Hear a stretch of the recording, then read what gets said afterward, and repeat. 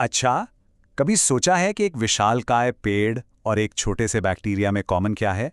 जवाब एक बहुत ही छोटी लेकिन बेहद शक्तिशाली चीज में छुपा है, और वो है कोशिका। जी हाँ, ये वो दुनिया है जहां असल में जिंदगी की सारी हलचल होती है। तो चलिए, आज इस अदृश्य ब्रह्मांड की यात्रा पर निकलते हैं। तो ये कोशिका है क्या आखिर? इसका नाम लैटिन शब्द सेल्यूला से आया है, जिसका मतलब होता है एक छोटा कमरा। और ये नाम इस पर बिल्कुल फिट बैठता है।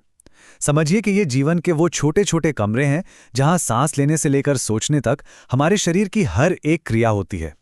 आज की हमारी इस यात्रा में हम कोशिका की दुनिया में और गहराई से उतरेंगे।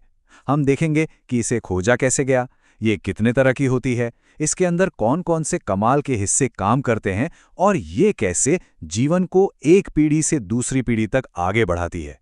तो चलिए सबसे पहले इस बेसिक आइडिया को ही पकड़ते हैं। इस धरती पर मौजूद हर जिंदा चीज, चाहे वो एक बहुत बड़ी वेल हो या एक छोटा सा कीड़ा, वो इन्हीं कोशिकाओं से बनी है। अब देखिए, जीवन ना मोटे तौर पर दो रूपों में मिलता है। कुछ जीव जैसे बैक्टीरिया एक कोशिकीय होते हैं, मतलब उनका पूरा शरीर ही बस एक कोशिका है।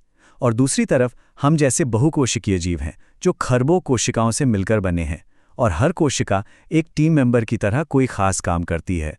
लेकिन सवाल यह है कि हमें इस अदृश्य दुनिया के बारे में पता कैसे चला? ये समझ कोई एक रात में नहीं आई। ये सदियों की वैज्ञानिक खोजों का नतीजा है, जिसने जीवन को देखने का हमारा नजरिया ही हमेशा के लिए बदल दिया। ये कहानी शुरू होती है 1665 में रॉबर्ट हुक से, जिन्होंने पहली बार कॉर्क के अंदर इन छोटे कमरों को देखा और उन्हें सेल नाम दिया। फिर कुछ ही साल बाद ल्यूवेनहॉक ने पहली बार जिंदा चलती फिरती कोशिकाओं को देखा, जिसने एक पूरी नई दुनिया के दरवाजे खोल दिए। इसी बुनियाद पर 1839 में श्लाइडन और श्वान ने सेल थ्योरी दी कि सभी जिंदा चीजें कोशिकाओं से बनी हैं। और फिर 1855 में विर्चो ने एक क्रांतिकारी आइडिया जोड़ा, हर नई कोशिका एक पुरानी कोशिका से ही पैदा होती है। अब जब हम इतिहास जान गए हैं, तो चलिए जरा धरती पर जीवन के दो मेन ब्लूप्रिंट्स पर नजर डालते हैं, क्योंकि सारी कोशिकाएं एक जैसी नहीं बनी होती। इन दोनों डिजाइनों में जो सबसे बड़ा फर्क है ना, वो है केंद्रक यानी न्यूक्लियस का। प्रोकैरियोटिक कोशिकाएं एक ऐसे कमरे की तरह हैं जहां सारा सामान बस बिखरा पड़ा है। उनका जेनेटिक मटेरियल यानी डीएनए बस अंदर तैरता रहता है। वहीं यूकैरियोटिक कोशिकाएं, जैसे कि हमारी अपनी कोशिकाएं, ज्यादा व्यवस्थित होती हैं। उनके पास एक खास तिजोरी यानी केंद्रक होता है, जो डीएनए को संभाल कर रखता है। तो फिर चलिए, देर किस बात की, चलते हैं एक ज्यादा कॉम्प्लेक्स यानी यूकैरियोटिक कोशिका के अंदर एक गाइडेड टूर पर। इसे एक चलते फिरते शहर या एक बड़ी फैक्ट्री की तरह सोचिए, जिसके हर हिस्से का अपना एक खास काम है। हमारे इस टूर का प्लान कुछ ऐसा है। सबसे पहले हम जाएंगे कोशिका के कंट्रोल सेंटर यानी केंद्रक में। फिर हम जीव द्रव्य में गोता लगाएंगे, माइटोकॉन्ड्रिया के पावर प्लांट्स को देखेंगे, और आखिर में जीवन के ब्लूप्रिंट यानी गुणसूत्रों को करीब से जानेंगे।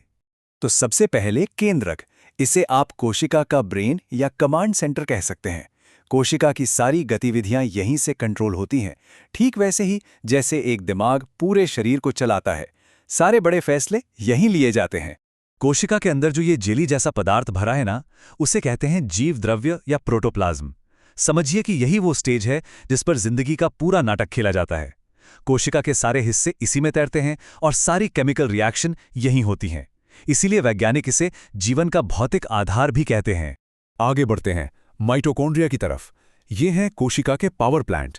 इनका काम है भोजन को उस एनर्जी में बदलना जिससे कोशिका अपने सारे काम करती है। अगर ये ना हो तो कोशिका का काम पूरी तरह से ठप पड़ जाएगा। केंद्रक के भी अंदर होते हैं गुणसूत्र, जो असल में डीएनए के कसकर लिपटे हुए धागे हैं, और इन्हीं धागों पर मोतियों की तरह लगे होते हैं जीन। यही जीन तय करते हैं कि हमारी आंखों का रंग कैसा होगा या हमारे बाल कैसे होंगे। इन्हीं के जरिए गुण एक पीढ़ी से दूसरी पीढ़ी में जाते हैं। अब देखिए, कोशिकाएं बस एक जगह पड़ी नहीं रहती, वे जिंदा हैं, और जिंदा रहने का मतलब है बढ़ना, खुद की मरम्मत करना और अपनी संख्या बढ़ाना। और ये सब होता है एक कमाल की प्रक्रिया से, जिसे कोशिका विभाजन कहते हैं। कोशिका विभाजन भी दो मुख्य तरह का होता है। एक है समसूत्री विभाजन या माइटोसिस, जो शरीर की कोशिकाओं में ग्रोथ और रिपेयर के लिए होता है, और इससे दो एक जैसी कोशिकाएं बनती हैं। दूसरा है अर्धसूत्री विभाजन या मियोसिस, जो खास तौर पर जनन कोशिकाओं में होता है और इससे 4 अलग-अलग तरह की कोशिकाएं बनती हैं जो प्रजनन के लिए जरूरी हैं। समसूत्री विभाजन की प्रक्रिया एक बड़े ही सधे हुए डांस की तरह है। इंटरफेज में कोशिका तैयार होती है, प्रोफेज में गुणसूत्र दिखने लगते हैं, मेटाफेज में वे सब एक लाइन में आकर खड़े हो जाते हैं, एनाफेज में वे 2 टीमों में बंटकर अलग अलग कोनों में जाने लगते हैं और आखिर में टीलोफेज में कोशिका बीच से 2 में बट जाती है। ये कुदरत का एक अद्भुत और बिल्कुल सटीक डांस है। तो इस पूरी यात्रा के बाद हम आखिर किस नतीजे पर पहुंचते हैं? हम वापस जीवन के सबसे गहरे सार पर लौटते हैं। ये एक बहुत ही गहरी बात है। जीवन का सार, वो चीज जो एक जिंदा को बेजान से अलग करती है, वो इन्हीं छोटी-छोटी इकाइयों के अंदर मौजूद जीवद्रव्य में ही है। हर जिंदा चीज का वजूद इसी पर टिका है। और यहीं पर आकर हम एक बहुत बड़े सवाल के सामने खड़े हो जाते हैं। अगर कोशिका और उसका जीवद्रव्य जीवन का भौतिक आधार है, तो फिर वो कौन सी रहस्यमयी चिंगारी है जो इस पदार्थ में जान डालती है? ये एक ऐसा सवाल है जो विज्ञान और दर्शन की सरहदों को छूता है। इस पर सोचिएगा जरूर।